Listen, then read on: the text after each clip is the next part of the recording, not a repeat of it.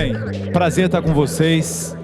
Muito legal que o Senac está promovendo aqui, toda essa equipe, com o nosso Sérgio, né, Tangari? Com essa equipe maravilhosa que tem o Senac, essa possibilidade da gente pensar, refletir o mercado de trabalho, a educação, as consciências, os medos que a gente tem, o destravamento desses medos.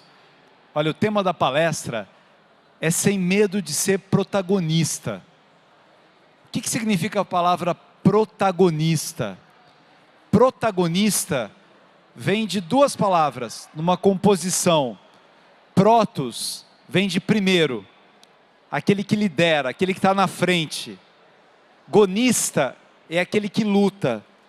Protagonista é aquele que luta para ser o primeiro. É o que luta para ser o melhor.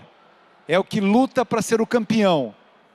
Mas fica meio estranho isso, porque parece meio egóico, todo mundo querer ser o primeiro, todo mundo querer ser o melhor, todo mundo querer ser o campeão. Mas você tem um antagonista. O antagonista é aquele que vai atrapalhar o protagonista. Quando a gente se lembra das novelas, sempre tem um vilão da novela, que é o antagonista. Quando a gente olha na história do Peter Pan, por exemplo, você tem um antagonista lá, que é o Capitão Gancho. Quando a gente pega a história dos Miseráveis, de Victor Hugo, o protagonista da história é o Jean Valjean. E o antagonista é o Javert. Quando a gente vai para a história do Mágico de Oz, por exemplo, a protagonista dessa história é a Dorothy. A antagonista é a bruxa má do oeste. Mas, para a gente refletir nesse protagonista e antagonista, no Mágico de Oz, vocês se lembram do Mágico de Oz? Aquela menina se perde, ela vai para um lugar e ela precisa chegar no reino encantado de Oz. E ela encontra três personagens. O primeiro personagem não tem cérebro, um espantalho. O segundo personagem não tem coração, o homem de lata. E o terceiro personagem não tem coragem, um leão. Aqui a gente pega no elemento essencial, para que a gente não tenha medo de ser protagonista da própria história, mas que a gente não seja um protagonista egóico. Eu preciso, para ser protagonista, de três elementos fundamentais: de um cérebro, de um coração e de coragem. O que é um cérebro? O que é um coração? E o que é uma coragem? Aí eu quero contar três pequenas histórias para vocês. A primeira história é a história de dois irmãos. Dois irmãos que moravam no interior. O pai tinha um açougue. Um irmão mais velho trabalhava no açougue do pai. Ele era muito mais velho do que o mais novo. E o irmão mais velho ridicularizava muito o irmão mais novo. Achava que o irmão mais novo queria ser intelectual, que era meio abobado, que não tinha a força física que o mais velho tinha. E esse menino pequeno, ele vai sofrendo com todas as dificuldades de um pai, inclusive, que o não defendia, porque não entendia muito bem a relação entre os dois irmãos. O tempo vai passando, esse irmão mais novo, que apanhou muito, que sofreu muito, ele luta para entender a mente humana, até para entender a mente do seu irmão. E uma lembrança forte que ele tem na vida dele, é de que ele sonhava em nunca ser igual ao seu irmão. Aí ele vai fazer psicologia, se transforma depois num grande diretor de multinacionais, num CEO, e aquele irmão que sabia de tudo, que trabalhava com o pai, leva o pai à falência. Depois é esse irmão que apanhou tanto daquele outro irmão que cuida da família inteira. Mas a lembrança que ele tinha de fazer psicologia era a lembrança de um irmão que não acreditava nele, que batia nele, que o ridicularizava. Essa é a primeira história. A segunda história é a história de duas primas. Uma prima, aos 16 anos, começa a namorar um homem um pouco mais velho. Aos 19 anos, esse homem mais velho vira para ela e diz assim: sinto muito, me apaixonei pela sua prima, que tinha agora 16 anos. Então ele deixa a prima de 19 para ficar com a prima de 16. Essa prima de 16 vai conversar com a prima de 19 e fala assim: olha, eu não sei o que aconteceu, eu estou apaixonada por ele, não fique chateada. Ela dá um abraço, a prima dá um abraço nela, é claro que ela fica chateada, e aí o tempo passa. Essa prima de 19 sai da cidade, vai estudar num outro lugar, troca de roupa, esquece esse homem, faz direito, vira juíza, o tempo vai passando. Quando essa prima de 16 fez 19 anos, esse homem largou dela e arrumou uma outra de 16. Só que 40 anos depois, esta prima mais velha era juíza de direito, trabalhando, atuando, e tinha aquilo como uma lembrança dentro dela. A prima, que na época tinha 16, a mais nova, nunca se esqueceu dele. E um dia, ela liga para a prima mais velha para dizer: eu não entendo por que você não foi no velório dele, porque um dia ele morreu, e ela foi ao velório. E durante 40 anos ela esperou que este homem, que deixou ela de lado, que teve outras mulheres, voltasse para ela. Segunda história. A terceira história é a história de dois amigos que resolveram montar uma lanchonete pequena, e aí eles empreenderam. Deu certo a lanchonete, abriram uma segunda lanchonete, uma terceira, uma quarta, uma quinta, uma sexta lanchonete. Um dos amigos começou a perceber que o seu sócio ficou muito diferente. Ele começou a ganhar muito dinheiro, ficou muito deslumbrado, começou a pisar muito nas pessoas, a gastar todo o dinheiro. E ele começou a ter uma postura muito arrogante na vida. E essa postura fez com que, ao gastar muito dinheiro, ele buscasse dinheiro de maneira errada. E começou a falsear os dados da empresa dos dois. Ele resolveu sair da sua empresa, da sua lanchonete, que na época já tinha muitas franquias, perdeu um pouco de dinheiro quando saiu, mas acabou montando um outro negócio. Virou 10 vezes maior do que o seu ex-sócio, que acabou falindo algum tempo depois. 3 histórias, para a gente pensar no conceito de protagonismo. A primeira história, ela fala de uma cabeça que me leva a pensar nas experiências boas e ruins que eu tenho na minha vida. A gente geralmente olha para alguém que nos inspira e que nos leva a construir uma trajetória bonita. Só que a nossa vida não é formada só de fotografias bonitas de pessoas. Quando aquele irmão olha para o irmão que maltrata o pai, que maltrata a mãe, que maltrata ele mesmo, ele olha para aquele irmão e aquele irmão também é uma fonte de aprendizagem para ele.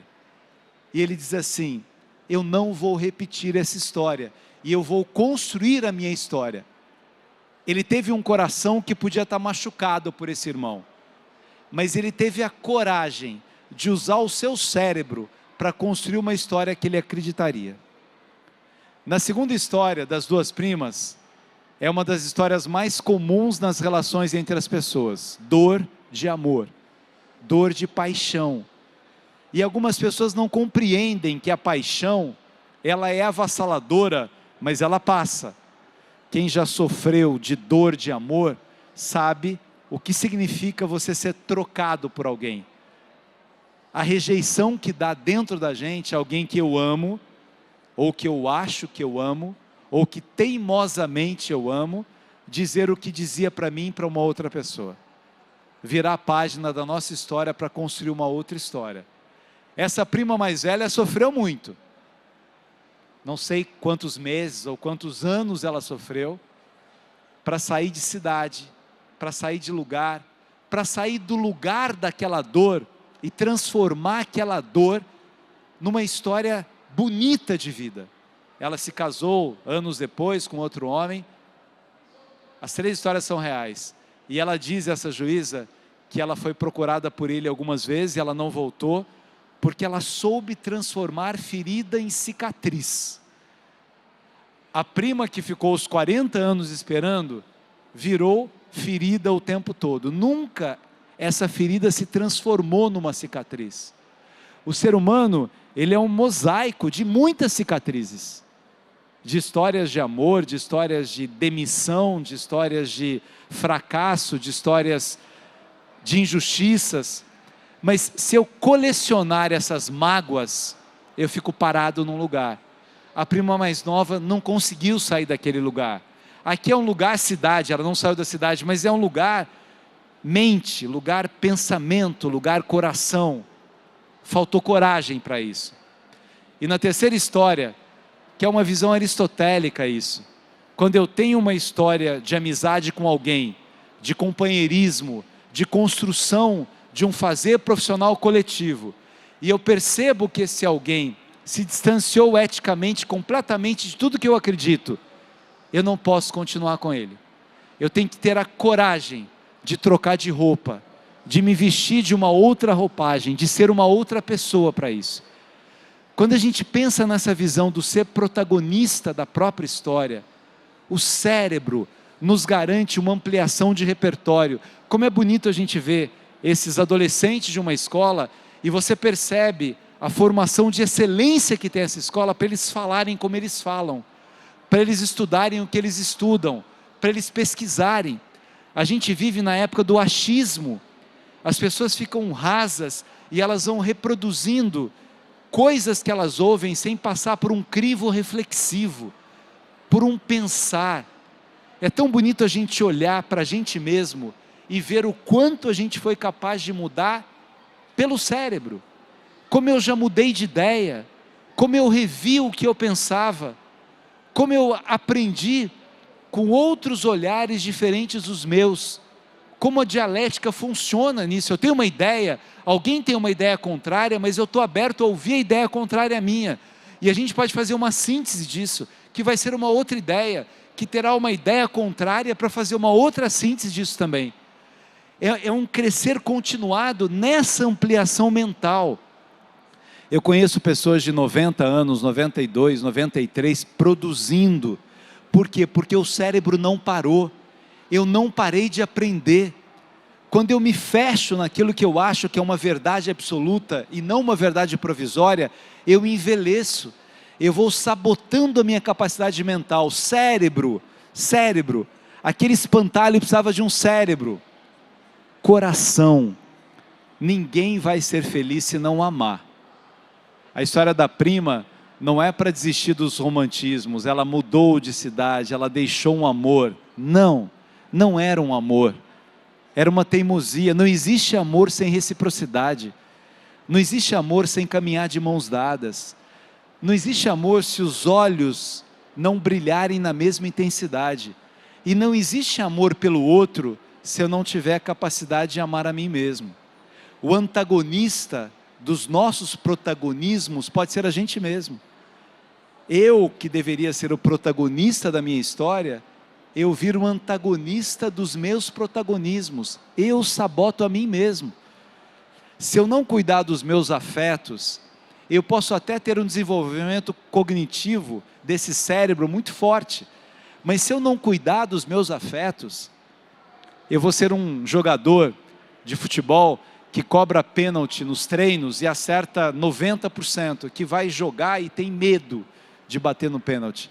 Eu sou um grande tenista que, se eu perder 1 ponto, 2 pontos, eu bloqueio para aquilo que eu estou desenvolvendo, porque eu não tenho emoção para trabalhar com as minhas derrotas.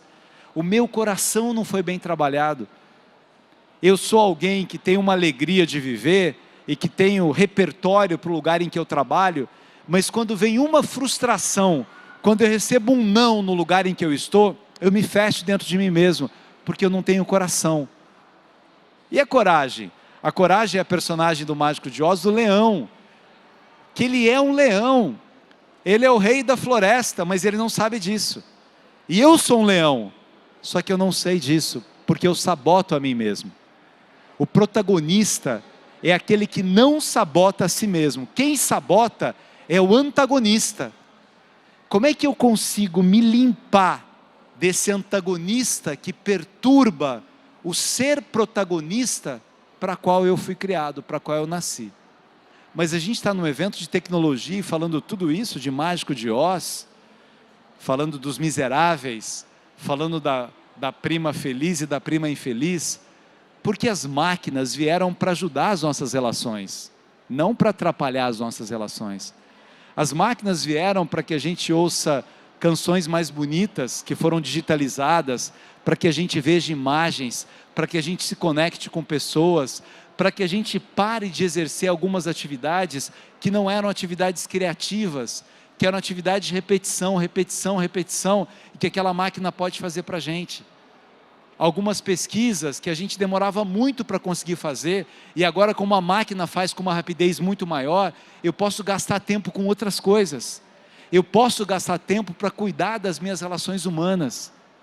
É fascinante o desenvolvimento tecnológico. Eu estive em São Francisco recentemente, e é muito interessante você ver aqueles carros dirigindo sem motorista, dá medo até, na primeira vez de você pedir o carro no aplicativo, o carro para, você vê aquela quantidade de câmeras em cima do carro, você entra, né, dentro do carro, ele para nos lugares certos, vai e vem, não tem ninguém dirigindo.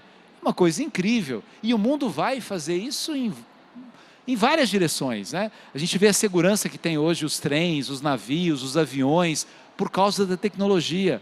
A segurança que tem a medicina, os exames, por causa da tecnologia. Mas isso não vai substituir o sorriso, a loucura, o olhar, o encantamento, o se alimentar com alguém. Ah, mas você pode criar um robô que me dê um abraço. Pode ser. Você pode criar um robô que resolva questões sexuais. Pode ser que isso vá acontecer.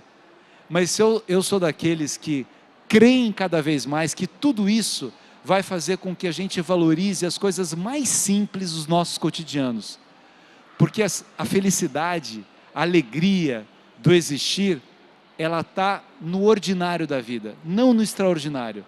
Está em você poder andar pelo Rio de Janeiro e olhar o mar, em você comer um pão com manteiga, tomar um mate, comer um biscoito, conversar com alguém, chegar para alguém e dar aconchego para essa pessoa. Eu acho que é esse o desafio mais bonito que a gente tem das questões tecnológicas. Lá em São Francisco a discussão era sobre robótica, mecatrônica, inteligência artificial e afeto. Por que eles colocaram afeto no meio dessa discussão? Pelos medos que nós temos no mundo em que a gente vive, pelo aumento do número de automutilação de jovens, pelo aumento do número de suicídio de jovens, pela dificuldade que muitas pessoas têm de conversar com outras pessoas, de perceber que a felicidade está naquilo que você é capaz de fazer pelo outro. Aristóteles diz uma coisa muito interessante sobre o ser humano, olha, em 300 a.C., ele diz assim, vejam que interessante os animais, né? Grande parte deles se desenvolvem sem muitos cuidados. O peixinho já nasce ali, nadando, o passarinho precisa de pouco cuidado no ninho, mesmo os mamíferos, é muito rápido isso. O ser humano só é quem é, porque alguém cuidou dele. Senão a gente não fala, a gente não anda, a gente morre. A gente não consegue sobreviver se ninguém cuidar da gente.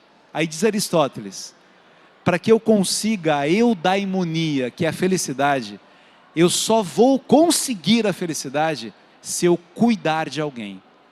Eu preciso cuidar de alguém para entender o que é a humanidade.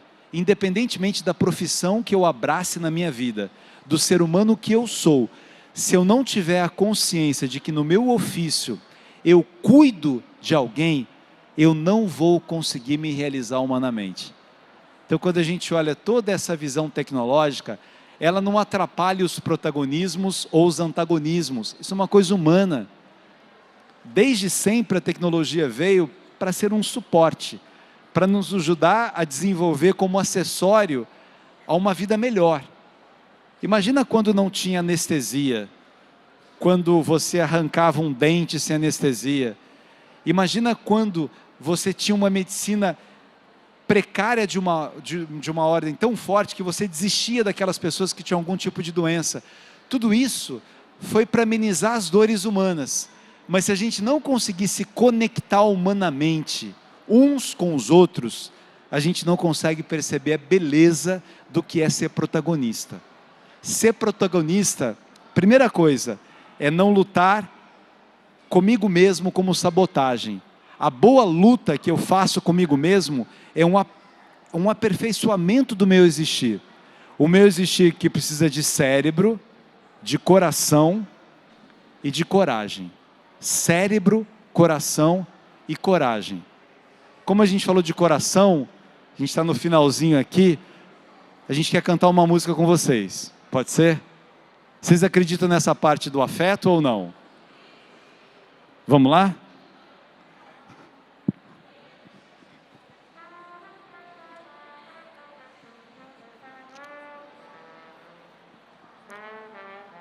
Conhece essa música? Não sei porquê.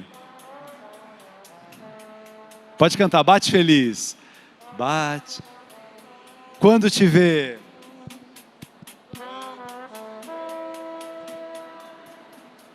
E os meus olhos ficam sorrindo, e pelas ruas vão te seguindo, mas mesmo assim foge de mim. Mais forte agora, meu coração. Meu coração, não sei porquê, bate feliz quando te vê. E os meus olhos ficam sorrindo, e pelas ruas vão te seguindo. Foge de mim. Ah, se tu soubesses como eu sou tão carinhoso e o muito, muito que te quer. E como é sincero, meu amor. Eu sei que tu não fugirias mais de mim. Vem, vem, vem, vem. Vem sentir o calor dos lábios meus. À procura dos seus.